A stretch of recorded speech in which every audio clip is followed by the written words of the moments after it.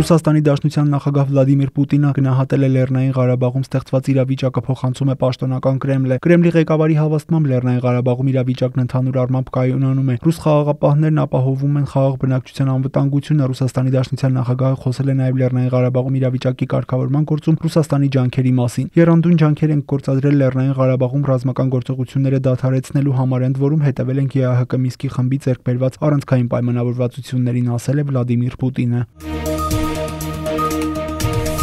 Տիգրան Խաչատրյանը նախորդին Հայաստանի Հանրապետության էկոնոմիկայի նախարարի պաշտոնից ազատման դիմում է ներկայացրել։ Նախարարը շարունակում է կատարել իր պարտականությունները մինչև համապատասխան որոշման ընդունումը։ Facebook-յան իր էջում գրել է նախարարի խոսնակ Աննա Օհանյանը։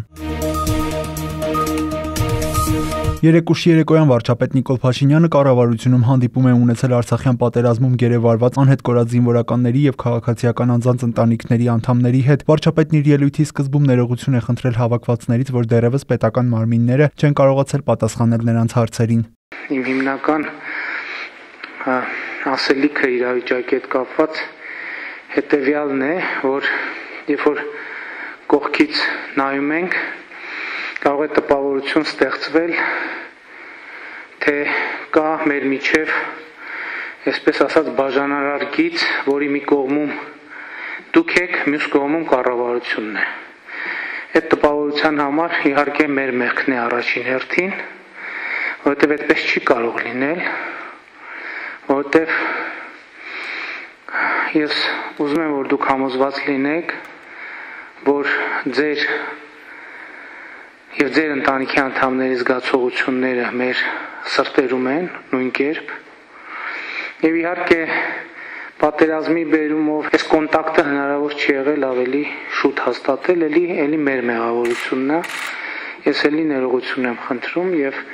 այսօր մենք մեր խորհրդակցությունը եղել է մի բանի մասին, որ ձեզնից յուրաքանչյուրը ամեն օր պետք է զգա, որ կառավարությունը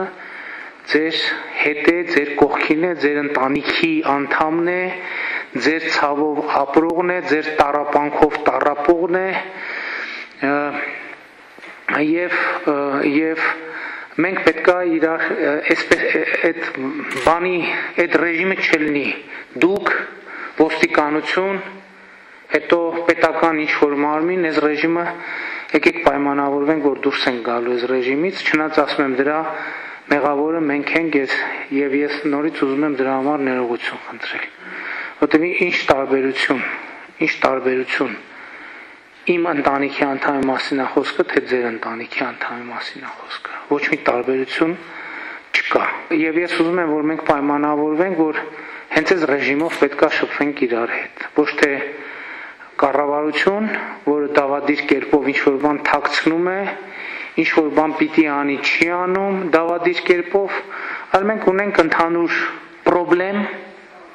ընդհանուր ցավ, ընդհանուր դարդ, եւ պետք է հասկանանք ոնց ենք իրար հետ գնում առաջ։ Այսինքն այստեղ նստելու տեղերի տարբերություն պետք է չլինի։ Պետք է մենք բաց, անկեղծ ամեն ինչի մասին խոսենք։ Իհարկե ես խնդիր եմ դրել, որ բոլորի հետ շփվեմ անձնապես, այսպիսի հանդիպումներով։ Հանդիպումները շարունակական կլինեն։ Ես խնդիրը հետևյալ կերպ եմ ձևակերպել, ասել եմ այդ մարդիկ ոչ թե իրանք պետք է գան ամեն օր մեր մոտ, այլ մենք պետք է ամեն օր գնանք իրանց մոտ։ Այսինքն ճիշտ ռեժիմը սա է, որտեղ ես կողքից նայում եմ, այնպես տպավորություն է, որ ասում եմ, այսպիսի տարբեր բարիկադներ եւ տարբեր կողմերում մարդիկ, այդպիսի բան լինել չի կարող ուղղակի, ի բնե չի կարող լինել։ Մենք պետքա այս շրջանը ապրենք իրար հետ բառից բուն իմաստով։ Ապրենք իրար հետ։ Սա շատ դժվար շրջան է, բայց մենք պետքա ապրենք իրար հետ։ Եվ պետքա ապրենք այն կանխավարկածով, որ այո, սա ընդհանուր է։ Ձեր ընտանիքի անդամի մասին չի խոսքը, մեր բոլորիս ընտանիքի անդամի մասին է խոսքը։ Սա ընկալում ենք որպես մեր ընդհանուր ցավ եւ պետք է ապրենք եւ հույս ունեմ, որ առնվազն շատ մեծ թվով մարդկանց մենք մեր եղբայրների կարողանանք գտնել, վերադարձնել եւ այդ առիթով ուրախանալ։ Աշխատանքային այցով Հորդանանում գտնվող Հայաստանի Հանրապետության նախագահ Արմեն Սարգսյանը մայրաքաղաք անմանում հանդիպել է Հորդանանի հայ համայնքի ներկայացուցիչների հետ։ Տեղի հայ համայնքի հոգևոր հովիվը հոգեշնորհ Տեր Ավետիս Վարդապետ Իփրիճյանը ողջունել է Հայաստանի նախագահի այցը, նշելով, որ համայնքը հետևում է հայրենիքում կատարվող իրադարձություններին եւ քաջատեղյակ է Արցախյան պատերազմի մանրամասներին։ Նա տեղեկացրել է, որ այդ դժվարին օրերին Հորդանանի համայնքը նույնպես ցկտել է աջակցություն ցուցաբերել Հայաստանի եւ Արցախի հայրենակիցներին։ 1000 փալոց կանուստը հաշիմական թակավորության երկրագավազին ներկեր Պովանտակ սրտով ողջունեք ձեր կանուստը մեր տունը Հորդանանի մեջ մեկ փոքր քավոտ դնալով հագեց փորձեցինք մեր լուման ներքներ հայ կանցանայի մեջ քավոտից կարողությանը չափով փորձեցինք մեր աջակցությունը բերել եւ կշարունակենք մեր Հայաստանի եւ Արցախի եղբայրներուն երկույրուն ապակինման օժանդակության եւ հաջողության բսակման համար Հազարավոր երիտասարդներ իրենց կյանքերը զոհեցին մեզ ազատելու երկրորդ շարքեն։ Ուստի այս օգյով գործենք եւ կարողանանք ուսի եւ ցերկի դված իրար ներելով եւ շատ հանդուրժելով շարունակենք բովանդակ սրտովս կհավատանք, որ ամենալավ արշավիչներ պիտի դիմավորեք փառքավաճ փայուն երիախուկ հայրենիքին երկրագավազին ներքև։ Հետևաբար հայրենիքը մեծակույն սրտություն է, որոնց ավանդակությունը համայն հայության բարդականությունն է։ Բոլորս ալ գոչված են պայքարի ու հայրենիքի ապահովության եւ փառքավաճան աշխատանքներուն համար։ Մեր առջև մեծ դժվարություններ կան, ինչպես ասեցի, Արցախյան պատերազմի ոչ փառունակ ավարտը, Արցախի այսօրվա կարգավիճակի հետ կապված խնդիրները, հսկայական թվով արցախցիներ այսօր իրենց տունն են գտել Հայաստանում եւ Աստված գիտե այդ տունը ժամանակավոր է թե մշտական եւ այդ դեպքում կարող է արցախցիներին այսօր Հայաստանում նաեւ ինչ որտեղ փախստական համարել իրենց սեփական հայրենիքում իհարկե տնտեսական մեծ դժվարությունները որոնք կան հազարավոր հայ երիտասարդներ կյանք են կորցրել եւ ընտանիքները մայրեր հայրեր երեխաներ ծնող են կորցրել Հազարավոր հայ երիտասարդներ վիրավոր են եւ հազարավոր զինվորներ վերադառնալու են տուն եւ տանը մեծ տնտեսական դժվարություններ կան։ Եվ այդ դժվարությունները արդեն կային, բայց հիմա խորացել են նաեւ կորոնավիրուսի հետ կապված։ Այսինքն սրանք իրականություններն են, որոնց առջև չես կարող աչքերդ փակել։ Այս դժվարին օրերին մենք գտնում ենք մեր բարեկամներին եւ ուզում եմ ձեզ որպես հորդանանցիների ասել, որ Հորդանանը մեր բարեկամ երկիրն է։ Եվ երբ այս դժվարին օրերին նորին մեծությունից ես հրավերը ստացա պաշտոնական այցով այցելել Հորդանան, ուրախությամբ ընդունեցի եւ եկա։ Իհարկե Հորդանանը փոքր երկիր է եւ Հորդանանի հետ մեր ծրագրեր ունենք ինչպես համատեղ աշխատենք, բայց ակնկալել, որ Հորդանանը հսկայական ֆինանսական կամ այլ աջակցություն պետք է ունենա, սխալ կլինի։ Բայց մյուս կողմից այն հսկայական բարոյական աջակցությունը, որ այս հրավերով նորին մեծությունը նվեր տվեց մեր ժողովրդին, ողջ հայ ժողովրդին, ցույց տալով, որ ամենադժվարին պահին, երբ որ Հայաստանը գտնվում է ծայրահեղ իրավիճակում, Հորդանանը իր բարեկամական ձեռքն է մեկնում Հայաստանին, ցույց տալով ամբողջ աշխարհին եւ նախ եւ առաջ մուսուլմանական աշխարհին, որ Հայաստանը մենակ չէ, միաժամանակ ցույց տալով, որ այս պատերազմը չի եղել եւ երբեք էլ չի կարող գնահատվել որպես կրոնական պատերազմ, որտեղ ընդհակառակը հենց իսլամական աշխարհի առաջնորդը առաջիններից է, որ մեզ ձեռք է մեկնում։ Չնայած այսօր պարտվել ենք, ես կարծում եմ մեր բարեկամները հավատում են, որ մենք կարողանալու ենք ոտքի կանգնել եւ ցույց տալ, որ մեզ հաղթել հնարավոր չէ, որտեղ ճակատամարտում պարտվելը մի բան է, բայց դրանից հետո ոտքի կանգնել, նորից ուժ գտնել եւ պատրաստվել կյանքի հաջորդ մարտահրավերներին ուղղակի անհրաժեշտություն։ Երևանի ավականին այսօր միաձայն որոշում է ընդունել 2020 թվականի բյուջեով ամանորյա միջոցառումների իրականացման նպատակով նախատեսված 100 միլիոն դրամն Արցախի մայրաքաղաքին տրամադրելու մասին նախատեսվում է այդ գումարն ուղղել Ստեփանակերտի թիրախավորման հետևանքով վնասված քաղաքացիական օբյեկտների եւ ենթակառուցվածքների վերականգնողական կապիտալ աշխատանքներին։ Այսօր կայացած ավականուն նիստին Երևանի քաղաքապետի տեղակալ Սերգեյ Ներսիսյանը նշել է, որ այլ հատկացումներ Հայաստանի մայրաքաղաքից Արցախի մայրաքաղաքին նույնպես նախատեսվում են։ Երևանի ավականու որոշմամբ 119 միլիոն 680 դրամում 6200 դրամ կուղվի մայրաքաղաքի 4-րդ աստիճանի վնասվածություն ունեցող շենքերի բնակիչներին նորակառույց բազմաբնակարան շենքերից նվիրաբերած բնակարանների եկամտային հարկի պարտավորության մարմանը որոշումն ընդունվել է 37 կողմ 1 դեմ ձայների հարաբերակցությամբ։ Նորին Սուրբ Օծություն Տեր Գարեգին II ամենայն հայոց կաթողիկոսի հայրապետական տնօրինությամբ Մայրաթոր Սուրբ Էջմիածնում հաստատվել է Արցախի հոգևոր մշակութային ժառանգության հարցերով գրասենյակ։ Գրասենյակի պատասխանատու է նշանակվել Մայրաթորի միաբան հոգեշնորհ Տեր Գարեգին Վարդապետ Համբարձումյանը, հայտնում է Մայրաթորի տեղեկատվական համակարգի ղեկավար Վահրամ Քահանամելիքյանը։ Վերջին օրերում համացանցում բավականին լայն տարածում են գտել գերեվարված զինվորների եւ քաղաքացիական անձանց վերաբերյալ տեսանյութեր, որոնք ունեն անհայտ ծագում եւ ստացված տվյալների համաձայն շատ դեպքերում որևէ կապ չունեն Արցախի Հանրապետությունում տեղի ունեցած ռազմական գործողությունների հետ։ Օտարերկրյա տարբեր պետություններում նկարահանված հաճախ նաեւ միտումնավոր կերպով մոնտաժված այդ կադրերի տարածումը հասկանալի պատճառներով խուճապ է ստեղծում հայ հանրության շրջանում, բացասաբար անդրադառնալով հասարակական տրամադրությունների վրա։ Հաշվի առնելով նմանատիպ երևույթների առկայությունը, Հայաստանի Հանրապետության ազգային անվտանգության ծառայությունը հորդորում է զերծ մնալ համացանցում նմանօրինակ տեսանյութերի տարածումից ու այս ասպարեզում եւս բացառապես առաջնորդվել պաշտոնական տեղեկատվական աղբյուրների կողմից տրամադրվող տեղեկություններով։ Քանի որ գերիների մասով հարցումները շատ են, կուզեի մի քանի կերպ արձագաննել։ Առաջին, միանշանակ նրանց վերադարձը պետք է լինի պետական մարմինների առաջնահերթություններից մեկը, սակայն պետք է տարանջատել լիազոր մարմինները աջակից մարմիններից, ինչպես նաև սուբյեկտիվ խնդիրները օբյեկտիվ դժվարություններից։ Լիազոր մարմինն այդ հարցում կառավարությունն է, իդեմս համապատասխան հանձնաժողովի։ Երկրորդ, որպես աջակից մարմին Արցախի Հանրապետության մարդու իրավունքների պաշտպանն առավելագույնս աջակցում է պետական ու միջազգային կառույցներին իրենց գործառույթների իրականացման հարցում։ Մասնավորապես բոլոր հնարավոր աղբյուրներից շարունակաբար հավաքագրում ենք տեղեկություններ ու փոխանցում նրանց, համապատասխան տեղեկություններ ենք տալիս գերիների հարազատներին ու նրանց փաստաբաններին, դիմումներ ու զեկույցներ ենք ուղարկում տարբեր միջազգային կառույցների ու որոշում կայացնողների եւ այլն։ Օրինակ, անհայտ կորած քաղաքացիական անձանց վերաբերյալ կատարել ենք մեծածավալ փաստահավաք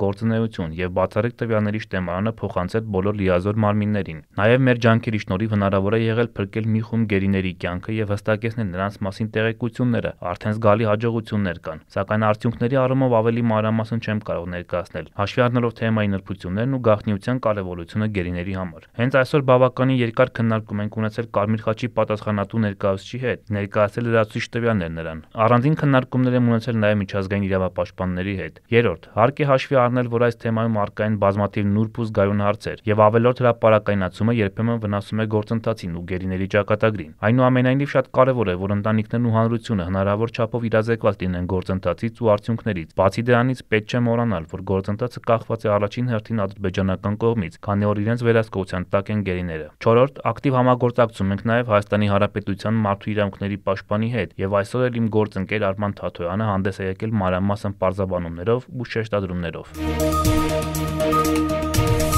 Կարմիր խաչի միջազգային կոմիտեի նախագահ Պետեր Մաուերը հայտարարել է, որ ԿՄԽԿ-ն նախատեսում է լրացուցիչ 400-ից 500 աշխատակից ուղարկել Լեռնային Ղարաբաղ, տեղեկացնում է ՌԻԱՌ-ում։ Պետեր Մաուերը հայտնել է, որ որոշում է ընդունել ավելացնել կազմակերպության բյուջեն, եթե մինչև պատերազմը Կարմիր խաչի միջազգային կազմակերպության բյուջեն կազմում էր 10 միլիոն շվեյցարական ֆրանկ, ինչը համարժեք է 11 միլիոն դոլարին, ապա նոր բյուջեն կկազմի 45 միլիոն շվեյցարական ֆրանկ, այսինքն մոտ 50 միլիոն դոլար։ Մենք 4 անգամ կավելացնենք մեր ներկայությունը Լեռնային Ղարաբաղում, հայտարարել է ԿՄԽԿ նախագահ Պետեր Մաուերը։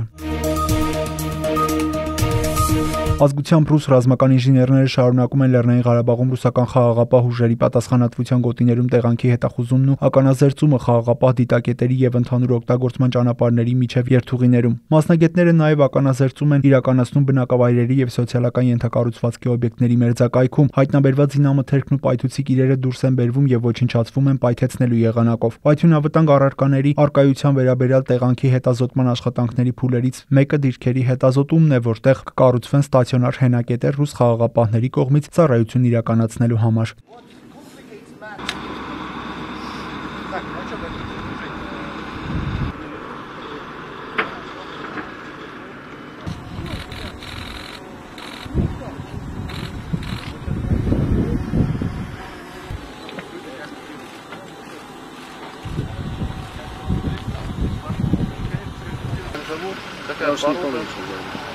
Какая порода, сколько вместе.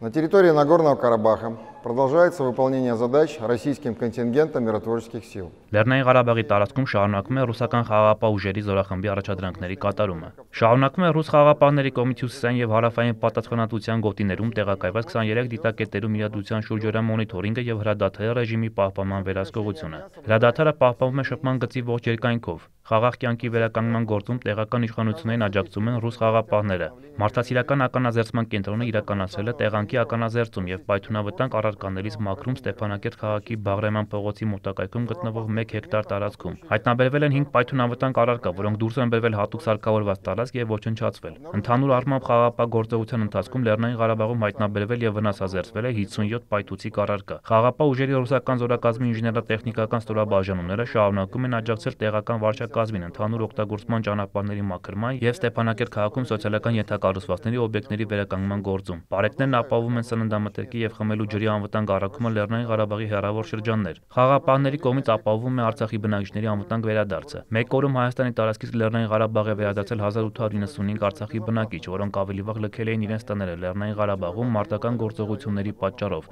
Խաղաղապահների աջակցությամբ ընդհանուր առմամբ նախկին բնակության վայրեր են վերադարձել Լեռնային Ղարաբաղի ավելի քան 13000 բնակիչ։ Ռուսաստանի Դաշնության խաղաղապահ ուժերի եւ Կարմիր խաչի միջազգային կոմիտեի համակարգմամբ շարունակվում են զոհվածների մարմինների որոնումներն ու փոխանակումները։ Այդ խնդրի կատարման համար ռուսական խաղաղապահ զորախմբի հրամանատարությամբ նախաձեռնությամբ ստեղծվել են համատեղ խմբեր, որոնք կազմում են ռուսական խաղաղապահ ուժերի, Ադրբեջանի զինված ուժերի, Լեռնային Ղարաբաղի արտակարգ իրավիճակների նախարարության եւ Կարմիր խաչի միջազգային կոմիտեի ներկայացուցիչները։ Համատեղ գործողությունների արդյունքում հայտնաբերված բոլոր մարմինները հանձնվում են կողմերին թաղման համար։ Խաղաղապահ առաջադրանքների կատարման եւ հնարավոր միջադեպերի կանխարգելման համար շփումներ են հաստատվել հակամարտող կողմերի հրամանատարության եւ տեղական վարչակազմերի հետ խաղաղապահ գործողության անցկացման շրջանում։ Կապի ուղիղ միջոցներով շարունակական փոխգործակցություն է իրականացվում նաեւ Ադրբեջանի եւ Հայաստանի զինված ուժերի գլխավոր շտաբերի հետ։ Մինչ ԱՄՆ գործող նախագահ հանրապետական Դոնալդ Թրամփը հրաժարվում է ճանաչել դեմոկրատ մրցակցի հաղթանակը, ընտրյալ նախագահ Ջո Բայդենը ձևավորում է ապագա վարչակազմը, որը գալիք տարվա հունվարի 20-ից կստանձնի գերտերության ղեկավարումը։ Իդեպ նախագահական ընտրապայքարի վերջնական պաշտոնական արդյունքները կհրապարակվեն դեկտեմբերի կեսին։ Բայդենը կատարել է իր ընտրությունը ԱՄՆ արտաքին քաղաքականությունն իրականացնող կառույցի պետդեպարտամենտի ղեկավարի առումով։ Առաքելությունը կստանձնի Բայդենի երբեմնի օգնական փորձառու դիվանագետ Էնթոնի Բլինքենին։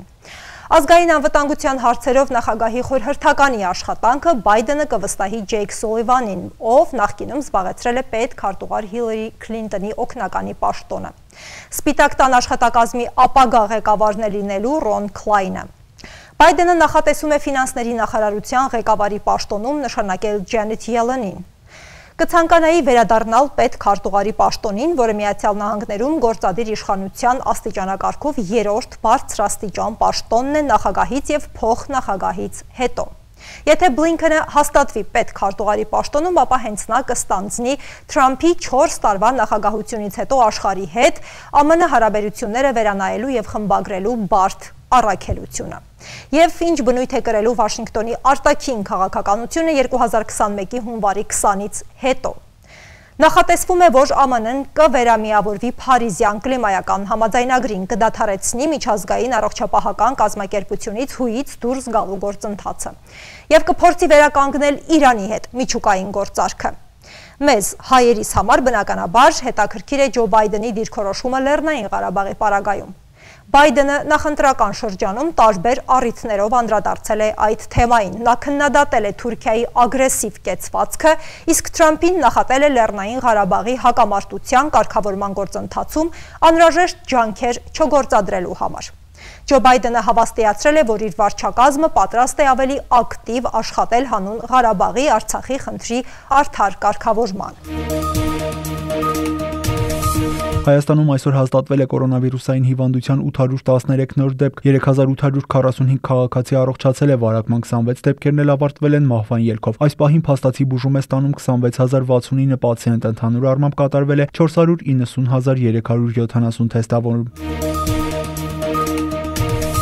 73 տարեկանում կյանքից հեռացել է անվանի մտավորական լուսանկարիչ Հայաստանի ժուրնալիստների միության անդամ Սերգեյ Փարաջանովի թանգարանի տնօրեն Զավեն Սարգսյանը տեղեկացնում են Կրթության, գիտության, մշակույթի եւ սպորտի նախարարությունից։ Զավեն Սարգսյանի մահվան կապակցությամբ Հայաստանի Հանրապետության վարչապետի որոշմամբ կստեղծվի հուղարկավորության կառավարական հանձնաժողով։